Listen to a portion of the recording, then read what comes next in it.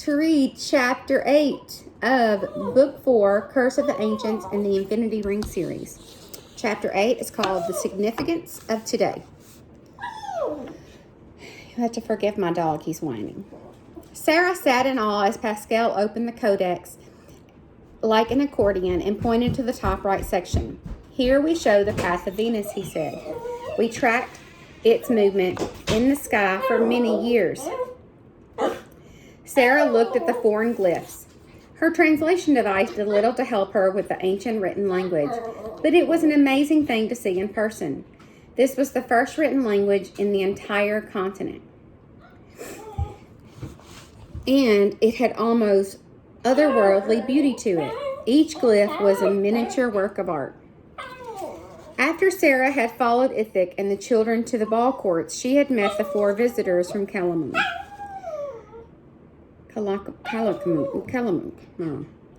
They were squatty, powerful-looking men with dark brown eyes and bushy brown hair. She also met the 3 scribes, Kakum, Conbear, and Pascal. Ithic invited all the men to the special meal inside the temple, prepared by the best cooks in the village. Sarah was all set to head back to the cave and check on Dak when Pascal announced that he would skip dinner and do a little more work. Sarah was shocked when he turned and asked if she wanted to accompany him. She jumped at the offer, thinking she might get a chance to see the codex up close. Past generations have followed the movements of the sun and the moon and the stars, Pascal went on. And on our very first amateur codex, we did the same thing. But in this much wiser version, I believe we were the first to have charted the course of Venus. Wait, Sarah said, there's another codex?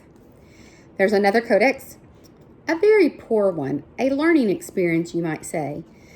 Though it took years, we call it our trial codex.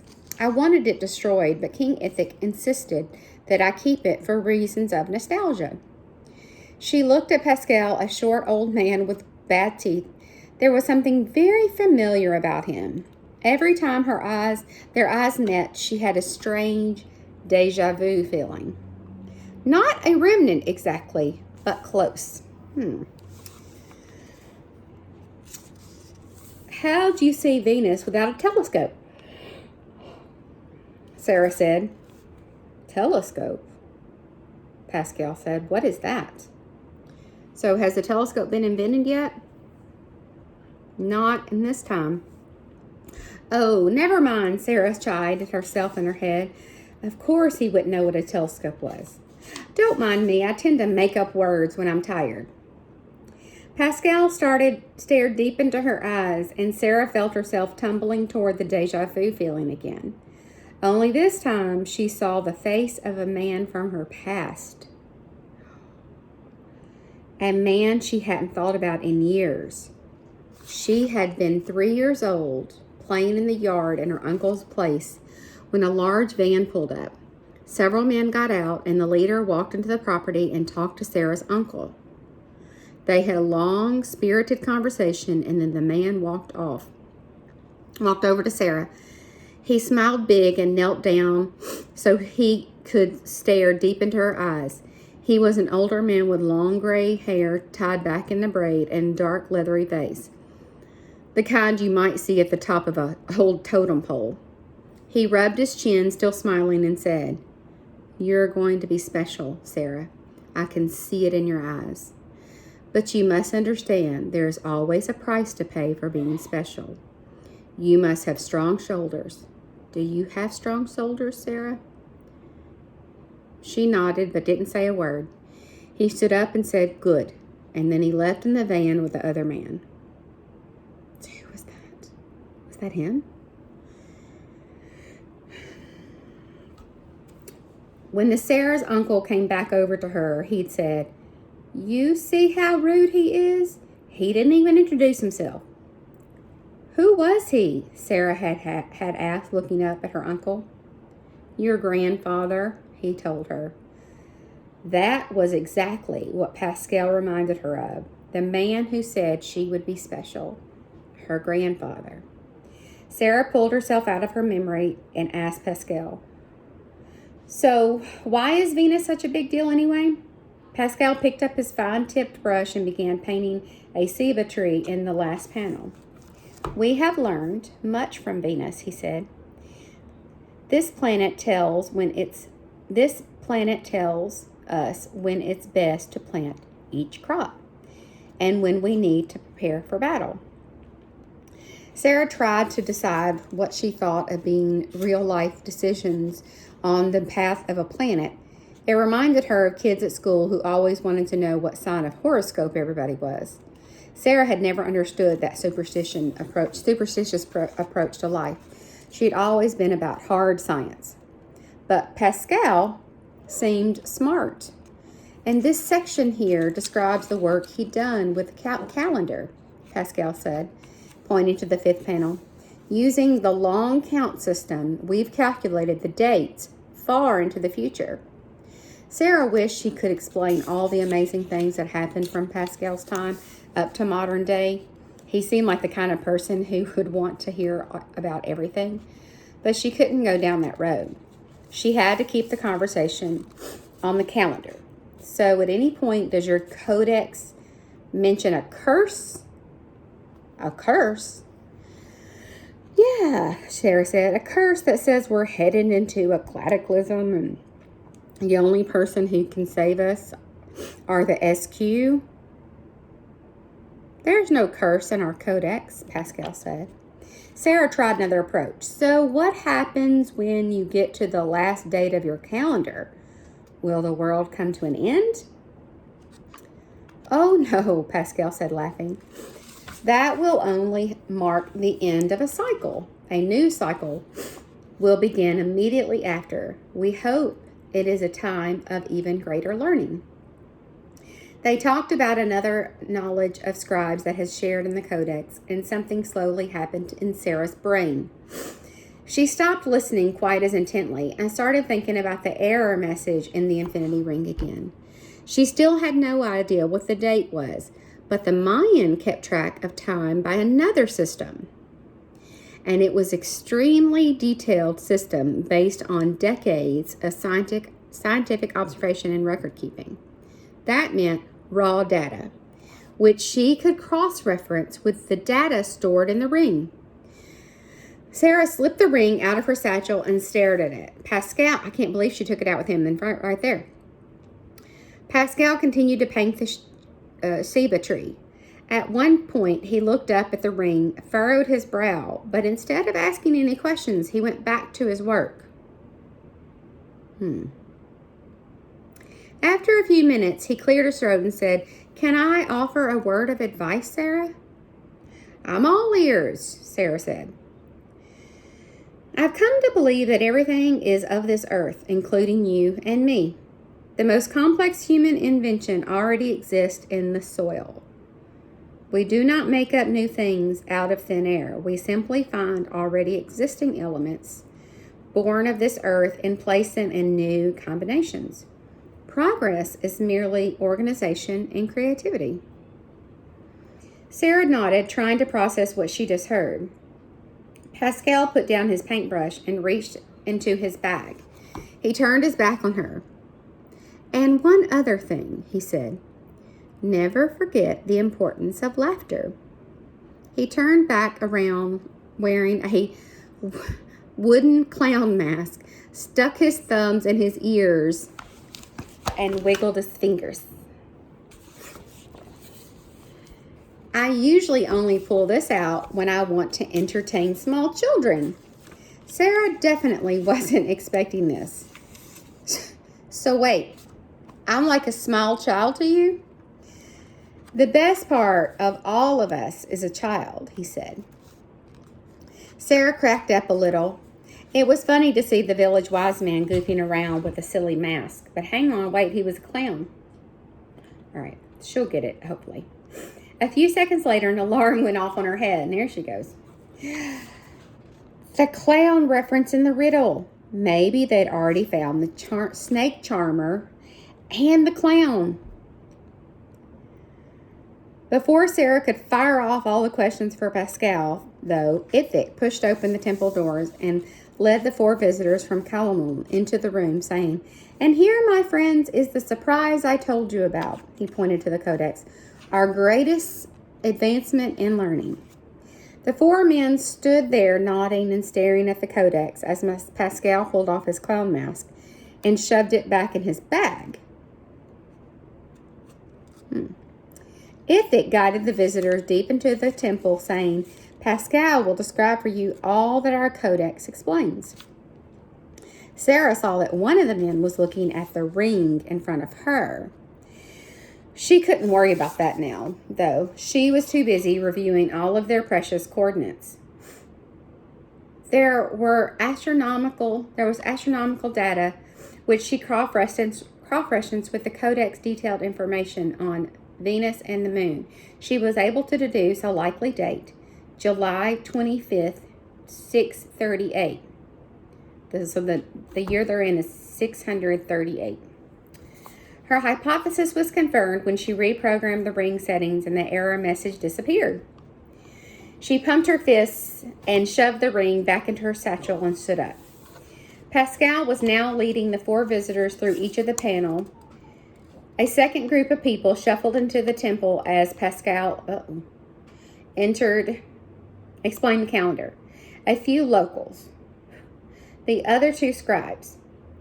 "Sarah," someone said. She saw Rick step into view and waved her over to him. As Pascal continued, Sarah slipped around the visitors to get to Rick. "I'm so happy you showed up," she said. "I have major news." "Me too," he said. "I just spoke to Kaisa, and she helped me understand the numerical part of the riddle. Apparently, there are 2 dates listed." "And?" Rick seemed more excited than she'd ever seen him. "Sarah, one of those dates is today." "Today?" Sarah repeated. "See? We were supposed to come here all along, just like I thought. All we have to do now is figure out what's significant about today." Pascal was now speaking about the path of Venus. "That's huge," Sarah said. "Speaking of the riddle, you'll never guess what Pascal guy just pulled into his face a few minutes before you got here." "What?"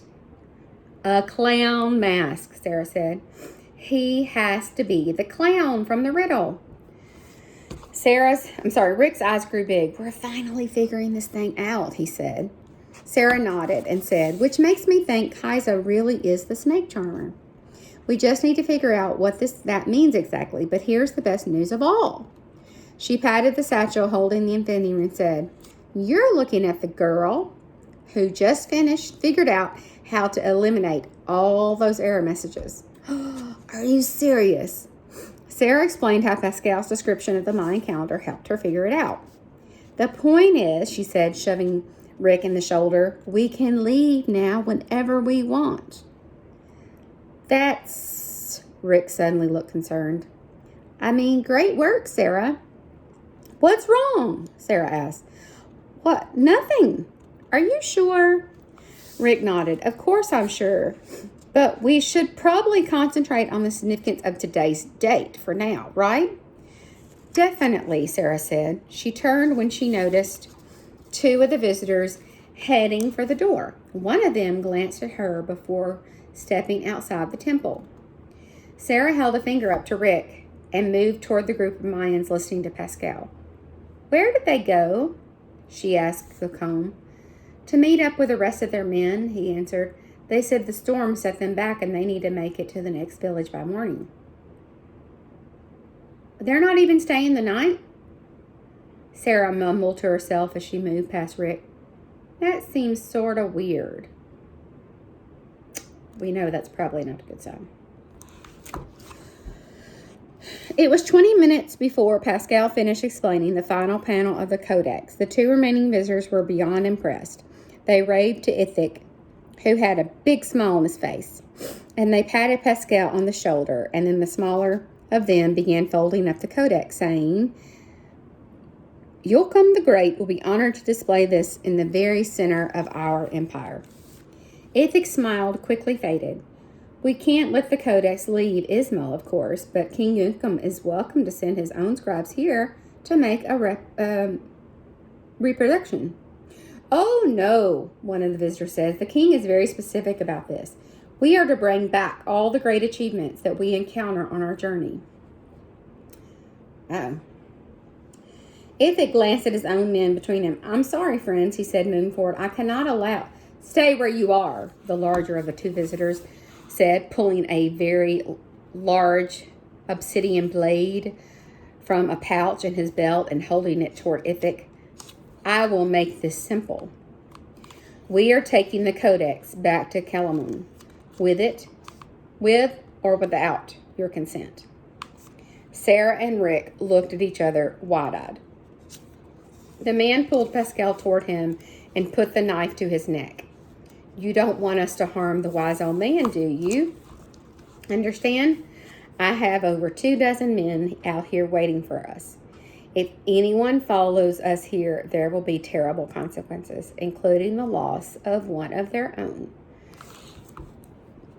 All the local men, including Ithic, stepped back as the two visitors exited the temple, shoving Pascal to the floor. As soon as they were gone, everyone spoke at once, and Sarah couldn't understand a thing. She went over and helped Pascal to the floor. Silence! Ithic shouted. The room went quiet. We are not going to let anyone take our codex, Ithic began, and more important, nobody touches our precious Pascal. Now we need to organize a large group to go after these men. Cocoon, go alert the warriors and have the cooks prepare several days' worth of rations. Conbor, I need you to prepare a map of all the possible routes to Calamor.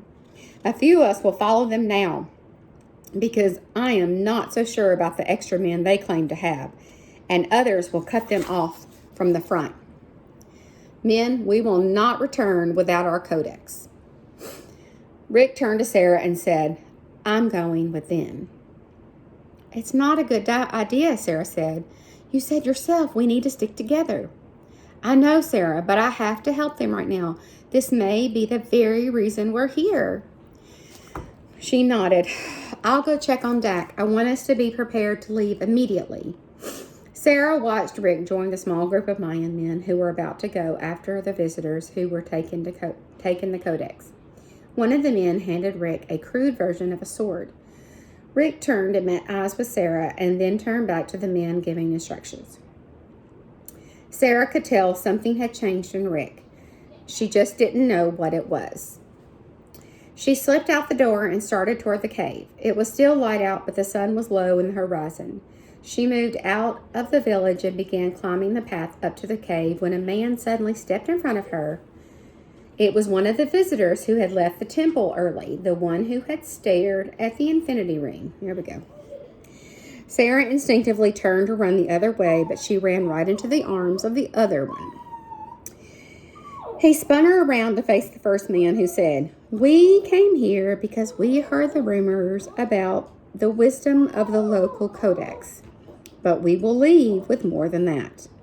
He pointed at Sarah's satchel and said, Remove that device from your bag. What device? Sarah said, trying to wiggle her way out of the other man's grasp. You know what I'm speaking of, he said, moving toward her. Remove the device and show me what it does. That's the end. So, wonder how she's going to get out of that. The next chapter is called, Chapter 9, The Comeback Kid. I hope you enjoyed that. Keep reading. Go to infinityring.com.